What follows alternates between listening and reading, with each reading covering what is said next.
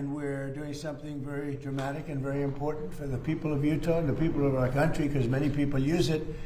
We're terminating certain monuments. They call it monuments, not the ones we have outside, but these are large, thousands of acres. It's a total of almost 3 million acres, and we're going to be discussing it. But in fact, I think we'll start discussing it right now before I sign. After that, we're going to be signing 2 documents that are close to 1.5 million acres each.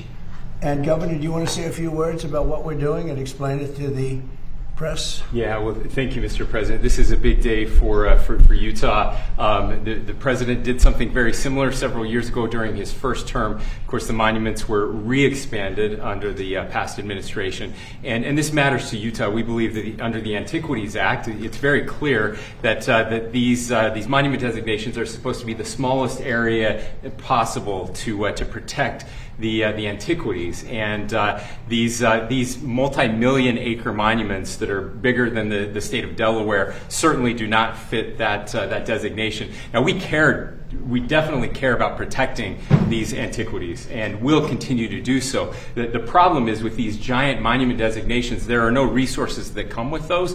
We have 9 monuments in Utah. 7 of them are around 700 acres to 7,000 acres. That's what this was meant to be, not millions of acres as what happened with Grand Staircase Escalante and Bears Ears. And so we're grateful that the president has made a determination that we need to right-size these monuments. Again, this does not remove the other protections that already exist in those areas, just making the monuments more manageable so that we have the resources necessary to continue to protect these antiquities. I know we have the Deputy Secretary of the Department of Interior here with us. Kay, is there anything you'd like to add? I'll just say the Antiquities Act is 120 years old, but the first monument that was created was only 1,200 acres. So if you think about it, since then, President Clinton, President Obama, and President Biden have increased the acreage in the state of Utah and locked those acres up. Over 3 million acres. For nobody to use, right? You can't do anything. You can't go hunting. You can't go fishing. You can't do anything. You can virtually not even walk on it. That's exactly right, sir. So Right. you were remedying that today. I remember. No, I do remember. I have a great memory. And Mr. President, I know Senator And this Lee's is actually better than the first time. What we're doing. It is better. Yeah, Senator Lee's been very involved, I know, in conversing with you. Good. That's true. Mike, go ahead. Smallest area compatible with the objects to be protected. That's always been the standard under the Antiquities Act. President Biden, President Clinton, and President Obama overlooked that standard. President Trump is fixing it today. You had thanks, Mike. You had something to say. I thought that was very important. Celeste. Well, I think it's worth noting for the press in the room that both of these monuments were created over the unanimous opposition of Utah's federal delegation, our governors, county commissioners, the locals who are worried about losing multiple uses on these federal lands.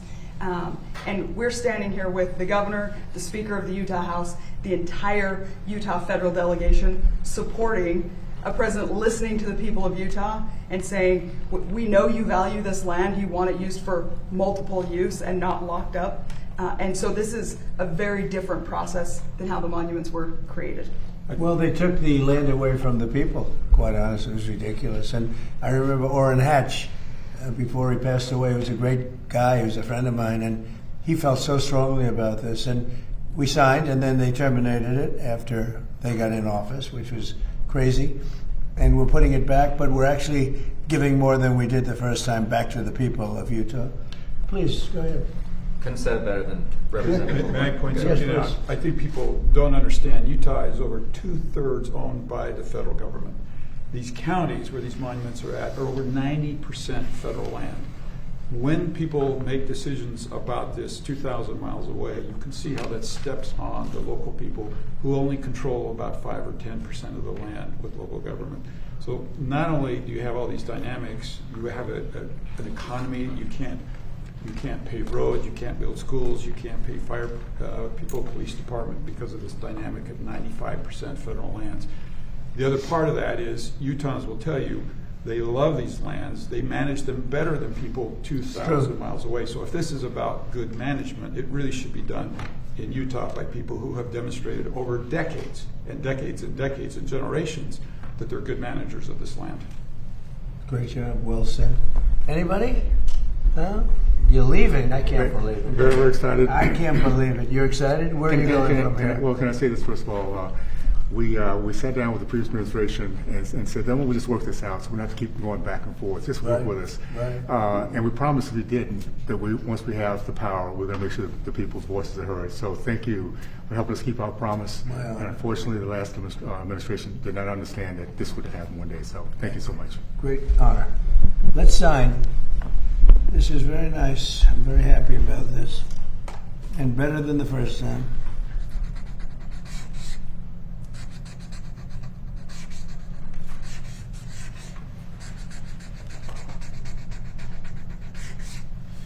Okay, here's number one.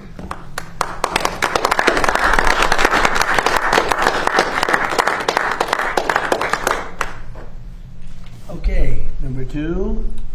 Here you go, Bill. Thank you. Almost 3 million acres.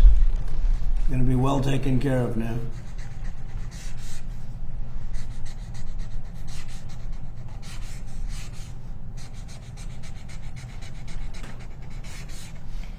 Okay. Penn, who should I give this to? Huh? Maybe the governor's representative, right? And Mike, how about taking one, right? Thank you. So, we've done something that was, I think, very desperately needed. It was very unfair to the people of Utah. And now fairness has been brought back. It's going to be better taken care of. And they'll be able to use it a little bit. So there's something very nice about that. Okay. Thank you, There Mr. go. President. Thank you. Okay, thank you. Do you have any questions about this, first of all, most importantly? Anybody want to talk about this? I've got one. Yeah, on Jeff, go Iran. ahead. I've got one on Iran too, but I'll start with this. Just you said that 70% of the land was federal. Was there any other way to turn this around? How is it that I guess my question is how did it get there if it's a state? Go ahead. You want to discuss that, please? The land ownership is what it is, but under the Antiquities Act, 120 years ago, Congress made the decision to give presidents the power to designate by executive proclamation certain land as monument. It was supposed to be the smallest area compatible with the objects to be protected in connection with that. Now, initially, as the Deputy Secretary of the Interior explained a minute ago, that meant a few hundred, maybe 1,000 or 2 acres at the most. These are 3 million acres. As I explained to President Biden, that's 2 Delawares. It's been abused, and so it was done by executive action. President Trump is right-sizing it to bring it in compliance with what the law says. And Mr. President, just on Iran, you have said now to Congress that we are back at war. How long do you expect this to take, and what's the legal basis? Take what? The war. Well, I think it's going very fast. We've demolished their military. We're hitting them very hard. We had a deal yesterday or the day before yesterday. It was all done. And then they broke up that deal immediately because they found out there was something in the deal they didn't like. And they're wired differently, and we're not going to put up with it. We are just going forward. We're attacking them tonight. We're taking out all of their capability for anything having to do with the Strait, with the Hormuz Strait. And I think in the end, we will end up just controlling the whole thing. And what they're doing is being very foolish, very stupid, and they've treated people horribly. They've killed 52,000 protesters so far that we can determine. It might be more than that, but 52,000 protesters have been killed, and it's really a terrible situation. Just But one we'll have it follow-up. under control very quickly. You Yeah. mentioned that you're going to, just one quick follow-up. You mentioned, Wait a minute, wait. you're going to, just hold on one second. Wait, Jeff. I'm sorry, I was Be just nice. going to ask the Be follow-up. nice, Jeff. Go ahead, please. Pardon Thank me. you, Mr. I have President. to On teach your- him to be nice. Thank you, Mr. President. On your presidency, so a lot of us here actually witnessed a miracle 2 years ago today as we were on the ground covering your rally in Butler, Pennsylvania. Right. You said a lot of times that you believe that God has saved your life. Has there been a moment throughout your presidency so far where you thought this is why God kept you here? Well, we're doing a lot. You know, we have a country that I use the expression "Make America Great Again," and we've done far more than anyone thought possible, including maybe even me.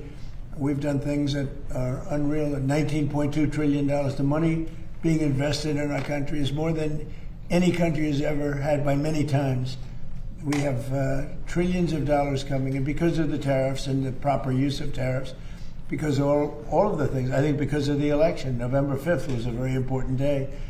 When you look at the military, we have the strongest military in the world. We rebuilt it largely during my first term, and we have recruitment now. We're setting records in recruitment. We had, if you go back to the campaign when I used to talk about it, the last administration, they couldn't recruit soldiers. We needed soldiers in every single branch of our military, and that included police and firemen. Nobody wanted to do anything having to do with the uniform in this country because they weren't proud of the country. And now the people are very, very proud to be an American. Our country is doing phenomenally well. We're respected all over the world. If I go, no matter where I go, we just got back from NATO, and I think you saw the response. It was like a very beautiful thing, actually. It was a total response, totally positive response.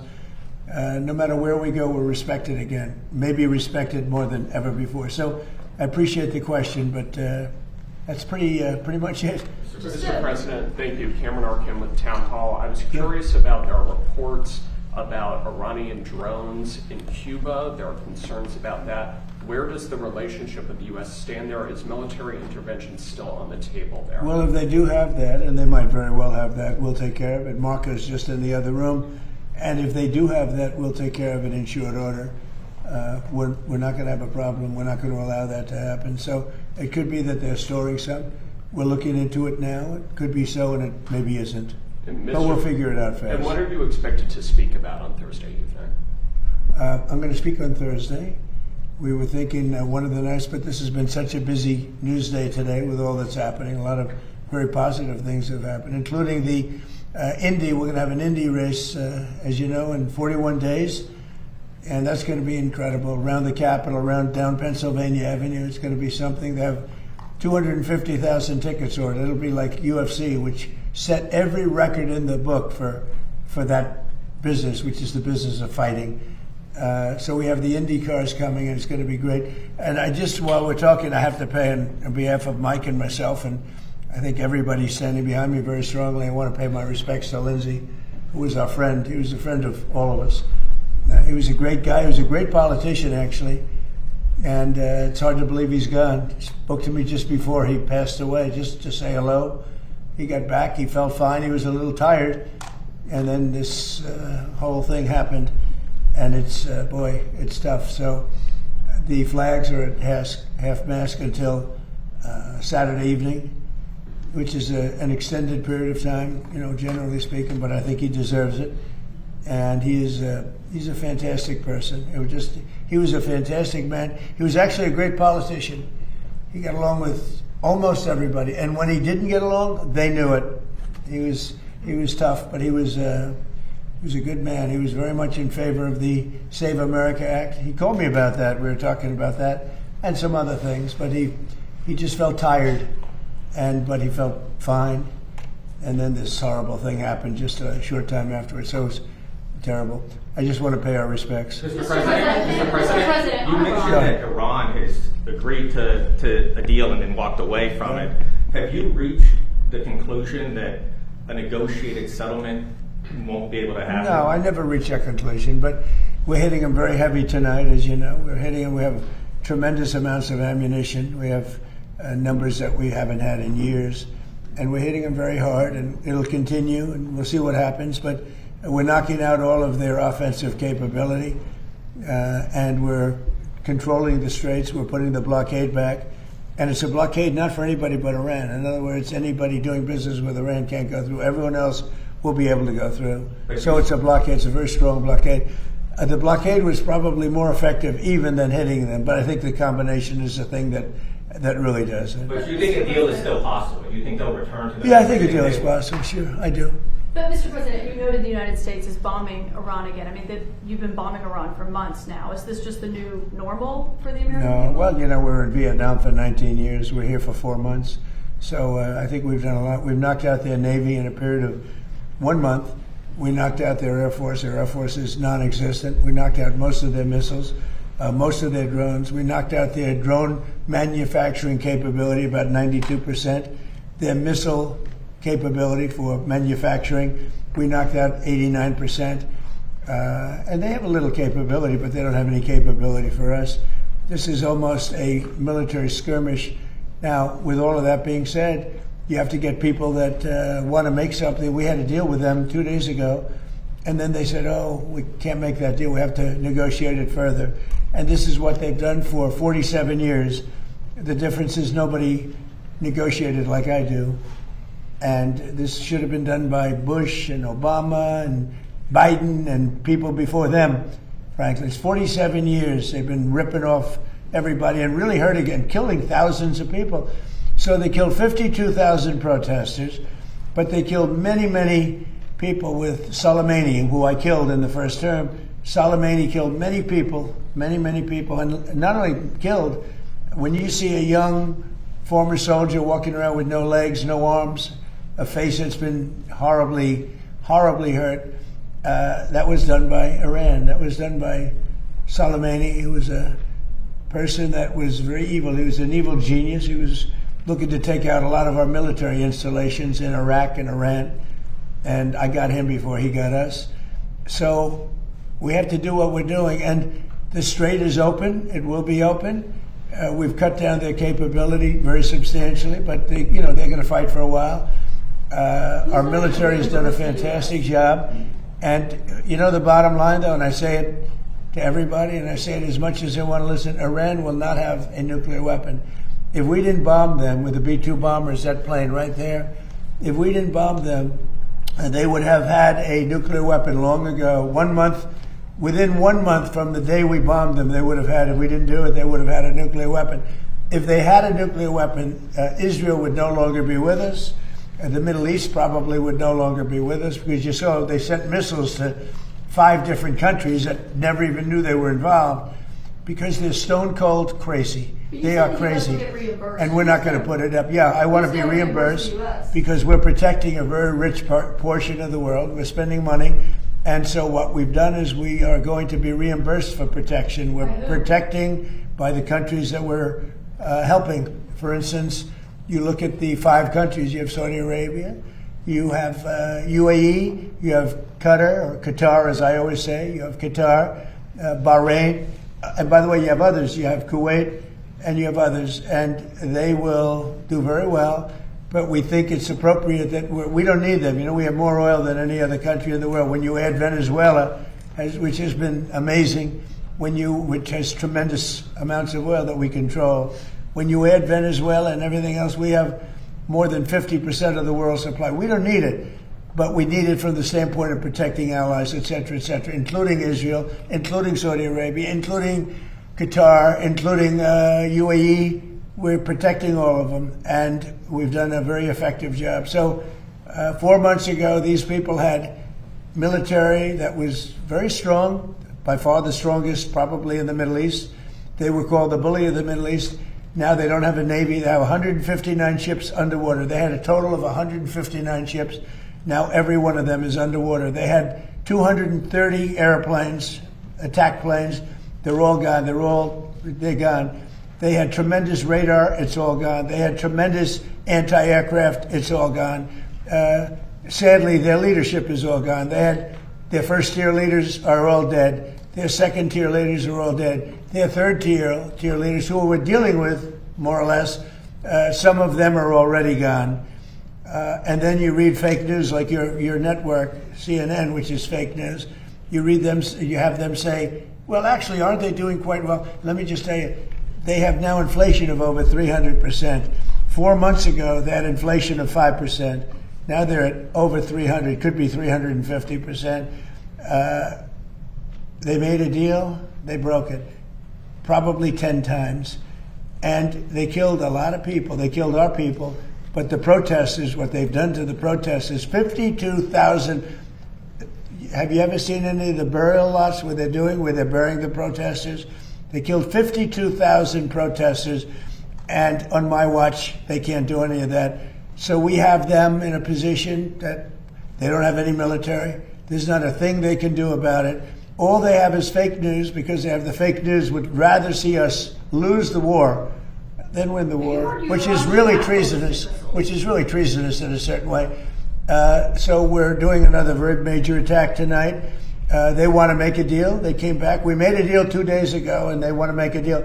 They've been negotiating for 47 years, but nobody's ever hit them militarily. We're hitting them very hard. Thank you very much.